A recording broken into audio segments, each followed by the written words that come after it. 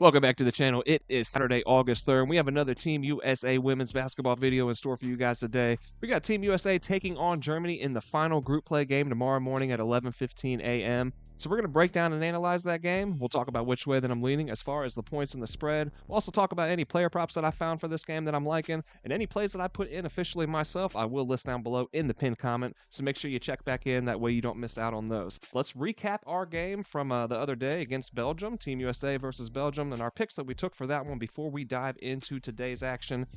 We did take Team USA laying the 22.5 points, and this does not cash for us. They did struggle against Belgium, man. I did say that I thought Belgium would be able to keep it close with them in the first half, first quarter specifically. That was something that I was leaning. I just did not end up pulling the trigger on it. I didn't think Belgium would be able to keep it close for a full 40 minutes, but they do end up, they cash that first quarter and that first half plus the points, and then they do end up losing by 13 points. We kind of see this one the right way, just not all the way, right? So this does not cash for us. We did take Belgium's team total over 70.5 points, and this does hit for us. And then we had Sabrina Ionescu, 2+ three-pointers made. She does not cash. She hits a 3 at the end of the game, so she finishes with 1. She really was not looking for her shot the way that she did in that first game against Japan. And then we had Chelsea Gray over 7.5 assists. Man, she struggled in this one. Honestly, she struggled with her shot in the first game as well, but she was able to dish out 13 assists, right? She had 11 in the first half. In this one, she just struggled all around, especially on the defensive end. She ends up getting benched in the second half, so she doesn't even come anywhere close to hitting this number for us. So a 1-3 night, not ideal at all. But hey, we're going to bounce back today. Let's see what we have found. Before we dive into that, though, hit that like button down there, hit subscribe. Now let's jump into this game. We have, like I said, Team USA taking on Germany. US is currently laying 19.5, and we have over/under sitting at 161. Both these teams, they've registered wins over Belgium and Japan entering into this, and they will look to lock up the top seed entering into the knockout round. Belgium gave Team USA a challenge on Thursday. They stayed within single digits for most of that game. They were within 7 with just under 6 minutes to play.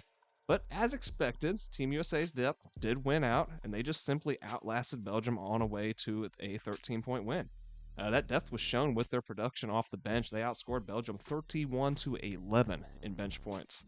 But this one was sloppy, to say the least, for the U.S. team. They were forced into 17 turnovers, and at times physically were just being bullied by a very aggressive Belgium squad. They took a route basically of just like, hey, we're going to beat you up, and we'll let the officials decide when it's too much. But for a stretch in the third, it worked. That hard-nosed D led to multiple steals off of sloppy entry passes to the post, and it allowed Belgium to get back into the game in the third after the U.S. had really started to pull away. And that was, after the break, they were up by 8, and they had started to they pushed it into double digits. But that defense from Belgium really tightened things back up. The U.S. did once again dominate on the glass, however. They out-rebounded Belgium 49-27. But they're going to face a tougher challenge against Germany on the boards than they have seen thus far, in a Japan team lacking in height and a Belgium team that's just really been pretty mediocre on the glass thus far. Germany out-rebounded Japan and Belgium a combined 85-61, and they roll out a starting lineup that features 4 players that stand at 6'4" or taller. They have the height and athleticism necessary when entertaining the idea of hanging with Team USA. Germany beat Japan by 11 on Thursday, 75-64, behind strong defense, and they held Japan to just 36% shooting. But they'll need a better shooting performance in this one themselves against this elite U.S. defense. They shot only 37% from the field, and they relied heavily on a huge game from Sato Sabali. She had 33 points on 11 of 17 shooting, so if we take her out of the equation and look at the rest of the Germany squad, they actually shot only 13 of 47 for only 28%. Nayara Sabali could potentially be back in this one, and that would be a huge lift for Germany. She was playing lights out against Belgium. She had 16 points on 6 of 7 shooting before taking an accidental shoulder to the face that rocked her dome, put her in concussion protocol. She missed that last game against Japan. So while Germany has the height and the defense, the question for me is, do they have the offensive firepower and enough of it outside of the Sabali sisters to hang with a U.S. team that has elite scorers up and down the roster? I have a hard time seeing it personally, but much like the previous game, I do like Germany early. We can get them catching 6.5 points right now in the first quarter, and I like that look a lot. This feels to me like a game that once again the U.S. can pull away late simply because of depth. But the fear of a backdoor cover here is real with this Germany team, so I'll lean Germany with the 19.5. But I think the safer play is Germany early while fully anticipating a U.S. victory full game. And for the total, I'm leaning over, but just slightly. What I'm looking at more here is Germany and their team total over 70.5. And while they only scored 75 against Japan, they did so on pretty horrible shooting, both from the field and from three. And they shot 52% from the field and 50% from deep against Belgium. And while I'm not expecting a repeat of that performance against the U.S., I definitely don't think they shoot as bad as they did against Japan. And the U.S. plays at a quick pace and have given up 76 and 74 points thus far in their first two games.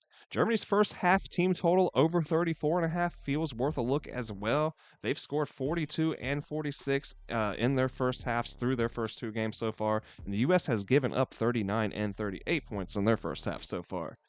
Then looking over player props, as far as Team USA is concerned, we got to be careful right now, as Coach Reeve has shown she's willing to shake the entire lineup up, bench those underperforming, and stay looking for the best lineup combinations. So with that said, in my opinion, we have two players we know for sure are going to see action and plenty of it, and that's Asia and Stewie.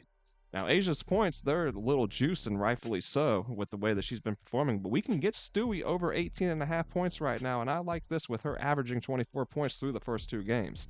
Asia is obviously the most dominant player in women's ball right now, but Stewie is about the closest second that you can get, and this prime version of her is just special. And then for another prop, look, I faded Sabrina in game one, and she went over her point total, right? And then, man, I wanted to fade her against Belgium, but I couldn't find the courage to do so twice in a row, and what do you know? She hits the under. Well, the books have lowered her total down to 8.5 points, and I can't help but like her chances to get 9 points here. With all that height on the German team, I do expect to see more perimeter play from the U.S., and they did shoot well from downtown against Germany a couple weeks back. They converted at a 42% clip in that one. As Reeve works through the lineups, I do feel we see more of Sabrina. She's looked the best of the points, in my opinion, with Diana Taurasi and Chelsea Gray struggling in the opening game so far. So, guys, that's just about going to wrap it up here for another episode. I hope you guys enjoyed the content today. If you found it helpful or useful in any kind of way, please don't forget to smash that like button down there and hit subscribe if you have not already. That way you don't miss out on any of the content that we are dropping. And, guys, throw your best plays down in the comments. I want to know what you guys have cooked up for this game as well. I want to see if you guys are cashing, man. I want to celebrate with you guys when you do. So that's going to do it here, man. I hope you guys have a great Sunday. Hope you have a great rest of your weekend, and I'll see you guys on the next video.